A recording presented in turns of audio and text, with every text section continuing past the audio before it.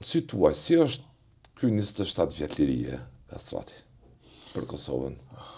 Atëherë kër ne nisëshim vullnetari, thëshim për me ardhe në luftë, askush se ka mendu që Kosova do të ishte një dritë kaq të mirë djeli si shteti pavarur, siç arritëm ta bënim mas luftës deri në 2008 e tjera.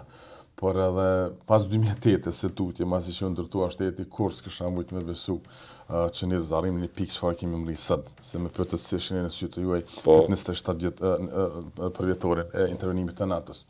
E para do të më thonë që kushdo që ka kontribu në luftë, ka bë kontratë me vdekjen, s'do më thonë vetëm si ushtar, se njerëz janë kyç në forma të ndryshme. E dyta kemi qenë, me që jemi populli më me fat në glob. Ama pak konkurrencë populli më me fat në glob. Do thotë po të ndodhte lufta ajo në një situatë geopolitike aktuale, kur s'kishte me intervenu as NATO as kërkush.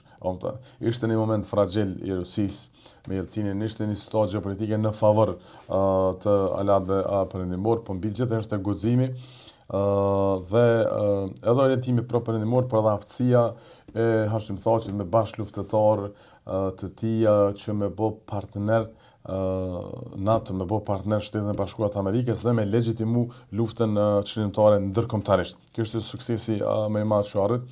Pika kulminante ishte kur NATO filloi me apo portokall qiellin Beogradit dhe Novi Sadit për neve. Pra për mua kjo ka qenë emocioni më i madh në jetën time. Sot, mas 27 viteve,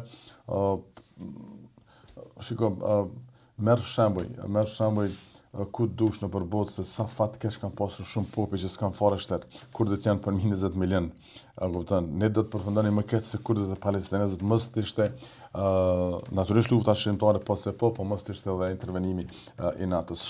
Sot ishe rrjetet sociale të shqiptarëve të Kosovës të flasin për NATO-n edhe për SBA-n me gjuhën e serbëve të Miloševićit të vitit 90-ta. Pra një anti-amerikanizëm i cili nuk e di se ka bërën, ka ju vije, përderisa këta njerëz na kanë shpëtuar dinjitetin. Po them, mos të ishin këta, ne do të ishim më keq se sa kur do të palestinezët sot.